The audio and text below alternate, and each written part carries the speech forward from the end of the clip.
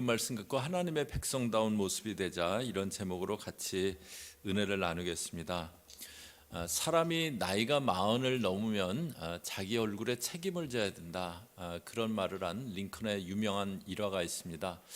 링컨이 이제 어떤 사람을 이렇게 대통령이 되고 나서 이제 추천을 받았는데, 그 사람 면접 보고 나서 얼굴이 마음에 안 든다, 그렇게 얘기를 했대요. 그랬더니 추천한 사람이 타고난 얼굴이야 본인 책임 아니고 부모 책임이지 얼굴 갖고 그러냐고 이제 그랬답니다. 거기에 링컨 대통령이 사람이 40 넘으면 자기 얼굴에 책임을 져야 된다고, 40 이후의 얼굴은 스스로 만드는 거라고 이제 그렇게 얘기했다고 합니다. 사람이 무슨 생각을 하면서 사느냐, 또 어떤 삶을 사느냐에 따라서 모습이 달라지게 된다는 거죠. 저와 여러분은 하나님의 백성입니다. 그러면 저희들 모습이 하나님의 백성답게 변해가야 될 것입니다. 저희가 이제 야곱의 12아들들에게 야곱이 마지막으로 이제 해주는 말들을 보고 있는데요. 지난주에는 요셉에게 해주는 말을 통해서 복에 대한 바른 이해, 저희가 같이 보았었습니다. 오늘 말씀에는 이제 마지막으로 12번째 아들인 막내 베냐민에게 해주는 말하고 야곱의 임종 장면이 그렇게 나옵니다. 창세기에는 이스라엘의 조상이 되는 아브라함, 이삭, 야곱이 나오잖아요. 그런데 각각의 사람들이 이렇게 특징이 있습니다. 그 아브라함 같은 경우에는 믿음의 조상으로 기억되는 그런 인물입니다. 또 이삭 같은 경우에는 순종으로 대표되는 순종의 사람이었습니다. 그러면 이제 야곱도 특징이 있는데요. 야곱의 특징은 변화의 사람이다, 그렇게 말할 수 있겠습니다. 야곱이 태어난 그 이야기가 창세기 25장에 나오는데요. 그런데 죽음의 이야기는 49장에 나옵니다. 무려 25장에 걸쳐서 야곱이, 물론 중간에 이제 요셉 이야기 가운데 이렇게 간간히 등장한 그 뒷부분은 그렇긴 하지만, 그러나 무려 25장에 걸쳐서 야곱에 대해서 나와요. 아브라함이 이렇게 길게 나왔지만, 그런데 창세기 11장부터 해서 25장까지 15장에 걸쳐 나옵니다. 야곱이 아브라함보다 10장 더 많은 그런 장수에 걸쳐서 그렇게 쭉 나옵니다. 그러면서 야곱이 조금씩 하나님의 백성다운 모습으로 변해갔습니다. 그래서 이제 오늘 야곱이 베냐민에게 해주는 말하고 또 야곱의 임종 장면을 보면서 하나님의 백성다운 것은 어떤 모습인가, 그것을 저희가 좀 볼 수가 있습니다. 그래서 오늘 이 말씀 보면서 하나님의 백성다운 모습, 그것에 대해서 같이 생각해 보려고 합니다. 27절부터 다시 보시면요, 베냐민은 물어뜯는 일이라 아침에는 빼앗은 것을 먹고 저녁에는 움킨 것을 나누리로다. 베냐민을 뭐라고 표현하냐면 물어뜯는 일이라고 합니다. 베냐민은 이제 맨 막내예요. 그러니까 위에 그 형들에게 이렇게 치여갖고 뭐 그 살면서 좀 기가 죽고 또 어두운 모습도 있고 그런 그 인물일 것으로 많이 생각이 되는데요. 그런데 또 그거하고는 또 많이 다른 그런 모습도 있습니다. 베냐민의 삶에는 조금 이렇게 갸우뚱해지는 그런 부분들이 있어요. 실제로 이제 나이는 맨 막내인데 아이들은 제일 많이 낳았잖아요. 10명을 낳았습니다. 그것도 이제 약간 의외고요. 그리고 야곱이 뭐라고 표현하냐면 물어뜯는 일이라고 표현하는 그런 그 모습의 사람이에요. 실제로 나중에 이제 그 보면은요, 베냐민 지파 가운데 그런 모습이 나타납니다. 사사기 뒷부분에 보면은 레위 사람이 처불었습니다. 그 레위 사람은 제사장 지파잖아요. 그런데 그런 사람이 첩을 얻은 걸 통해서 사사 시대가 얼마나 타락하고 하나님에게서 멀어졌는지 그걸 볼 수가 있어요. 그런데 그 첩을 얻은 레위인의 그 첩이 그 첩은 또 바람을 피우고 친정으로 가버려요.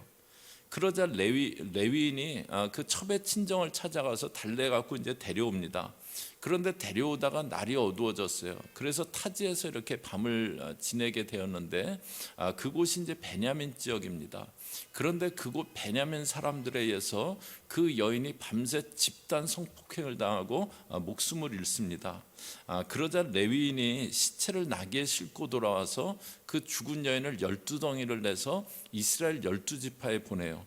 그래서 이스라엘 11지파가 이런 악행은 응징해야 된다, 이런 악행은 이스라엘 가운데 반드시 벌해야 된다, 그러면서 베냐민 지파에게 너희가 어찌 이런 악행을 했느냐고 그렇게 할 때 베냐민이 발끈합니다. 그래서 베냐민이 이스라엘 다른 11지파하고요 11대 1의 전쟁을 벌여요. 뭐 성격이 보통 아닌 거죠. 아주 사납고 혈기가 있는 이리 같은 모습이 있었던 게 베냐민의 모습이었습니다. 그래서 아침에는 빼앗은 것을 먹고 저녁에는 움킨 것을 나눈다 그래요. 그런데 신약에 가면은 이 베냐민 지파의 아주 유명한 인물이 나오는데 사도 바울입니다. 바울도 원래는 예수 믿는 자들을 아주 잔혹하게 박해하던 핍박자였어요.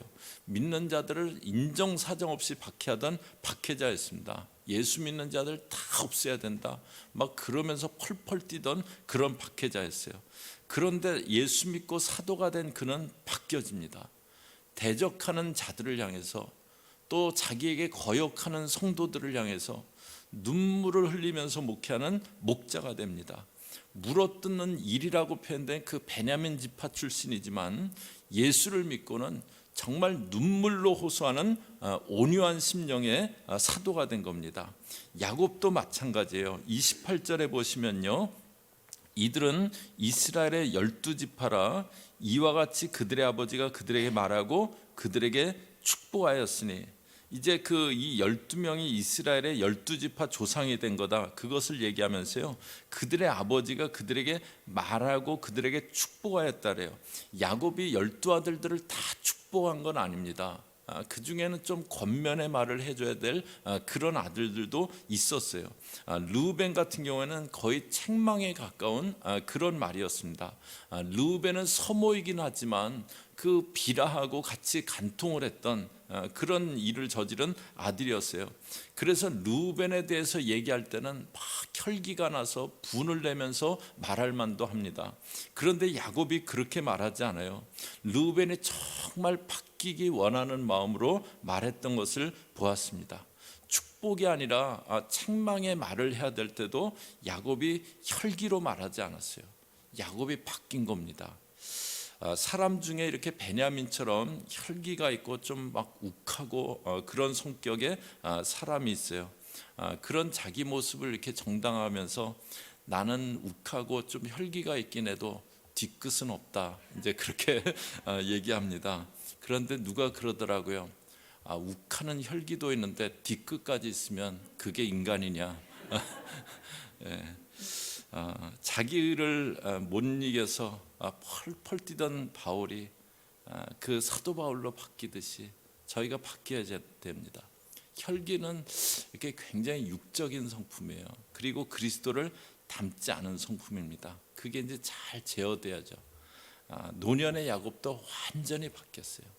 노년의 야곱도 자기 성격대로 행하던 그런 모습에서 완전히 바뀌었습니다.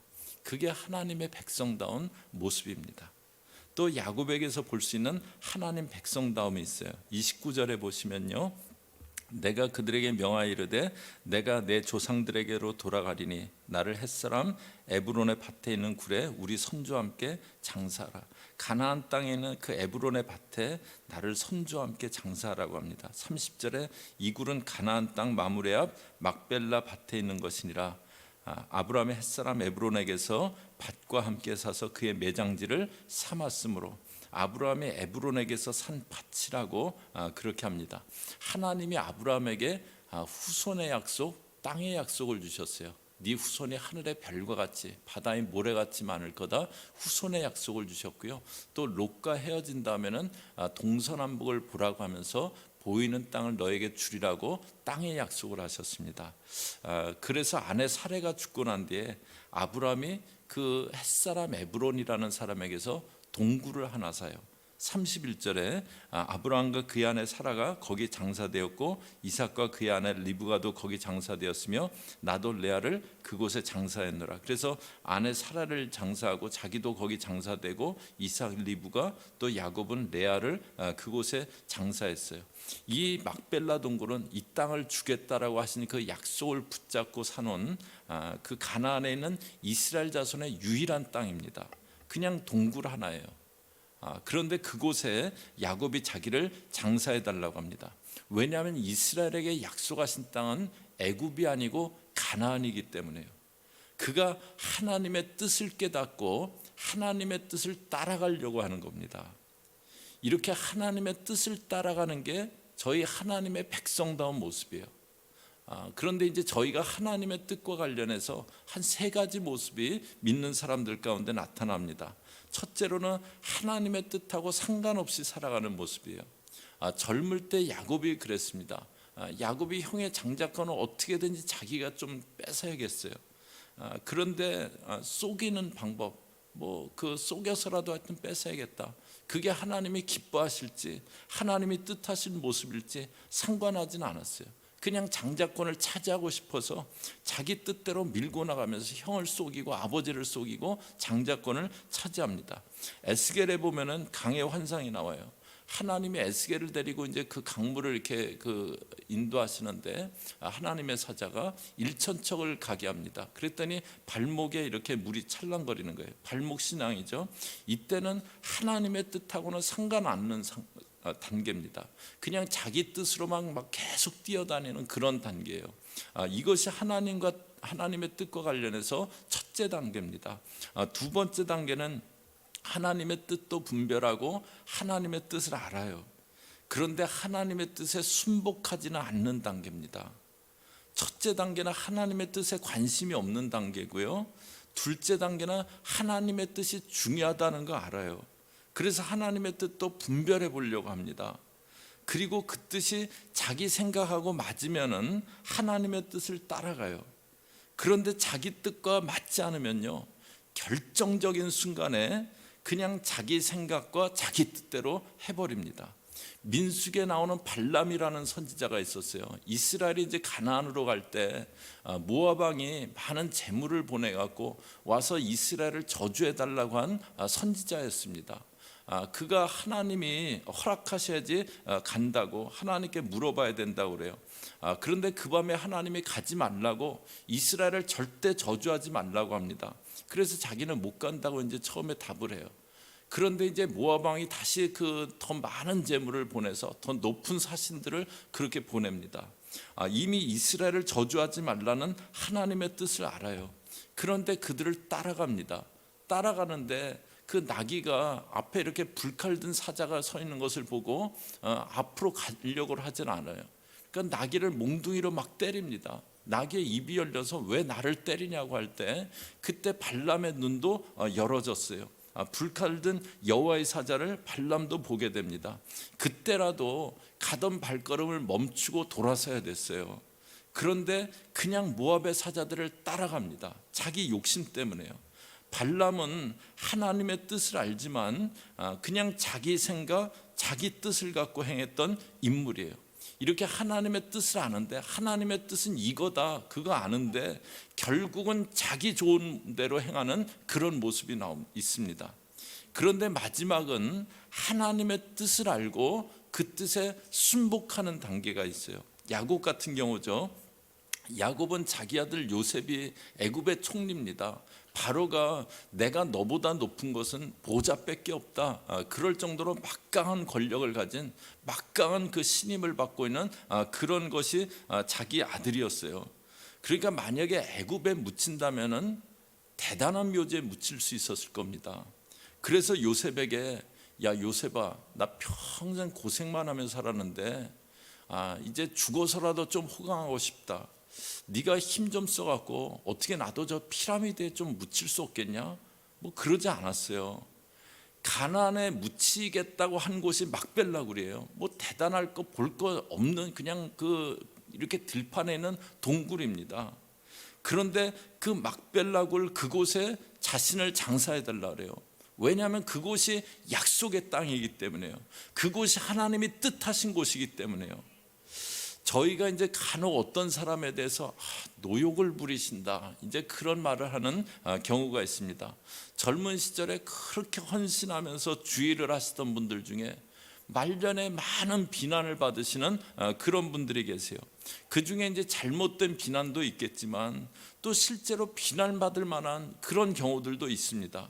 내려놔야 될 때 내려놓지 못하고 움켜쥐고 욕심부리고 본인도 욕먹고 하나님 영광도 가리고 그런 경우들이 있어요. 야곱은 피라미드 운운하면서 노욕 부리지 않았습니다. 하나님의 뜻을 알고 그 뜻에 정확히 순복했습니다. 그 야곱의 마지막 모습인데요, 33절에요. 야곱이 아들에게 명하기를 마치고 그 발을 침상에 모으고 숨을 거두니 그의 백성에게로 돌아갔더라. 이제 아들들에게 다 말해줄 때는 이렇게 일어나 앉아서 얘기했겠죠. 그 다음에 발을 침상에 모았대요. 이제 침대에 가지런히 누운 겁니다. 그리고 숨을 거뒀대요. 그저 자기 뜻대로 막 행하던 야곱이 이제 하나님께 온전히 순복하는 그런 모습의 하나님의 백성이 되어서 삶을 마치고 있는 겁니다. 에스겔 그 강물에서 마지막에는 그냥 그 강이 너무 이렇게 완전히 잠기게 되는 많은 물이 있는 그런 그 강물입니다. 이제 내 뜻 내려놓고 하나님 뜻을 따라 하나님의 뜻에 저희가 잠겨서 살아가야 된다. 그것에 대해서 말해줍니다. 이렇게 하나님 뜻을 분별하고 그 뜻에 순복하면서 살아가는 것, 그것이 하나님의 백성다운 모습입니다. 저는 저와 여러분이 하나님의 뜻을 알 뿐만 아니라 그 뜻에 이제 저희가 순복하며 살아가는 그런 주의 백성들 되기를 주의 이름으로 축복합니다. 그런데 그런 모습이 있기 위해서 있어야 될 게 저희 자신이 이렇게 부인이 되는 거예요. 자기 부인이 안 될 때 계속 혈기내고 계속 자기 뜻대로 살아요.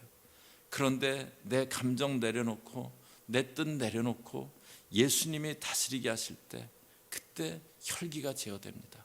내가 이제 주의 뜻을 따라서 걸어가게 됩니다. 오늘 저희가 야곱의 마지막 모습을 봤어요. 야곱은 결국은 모든 게 하나님의 주권하에 있다, 그걸 깨달았습니다. 그래서 하나님 앞에 자기를 온전히 내려놓고 순복하는 모습으로 삶을 마칩니다. 예수님도 그러셨죠. 겟세마네 동산에서 그 십자가를 피하고 싶으셨지만 내 뜻이 아니라 아버지의 원대로 하시라고 자기를 부인하면서 십자가를 지심으로 이 땅에서의 사명의 길을 마치셨습니다. 저와 여러분, 나는 지금 얼마나 하나님의 백성다운 모습이 있는가 한번 돌아보실 수 있길 바랍니다. 나는 얼마나 하나님 백성다운가. 그동안에 신앙생활 한다고 쭉 했는데 나는 하나님 백성다운 그 모습이 있는가 한번 돌아보면 좋겠습니다. 저와 여러분, 혈기가 아니라 내 어떤 인간의 욕심이 아니라 혈기는 내려놔지고 욕심은 내려놔지고 그런 자기 부인이 있고, 그래서 저와 여러분 계속 하나님의 백성다운 그 모습으로 되어가는 저와 여러분 되시기를 주의 이름으로 축복합니다. 같이 기도하겠습니다.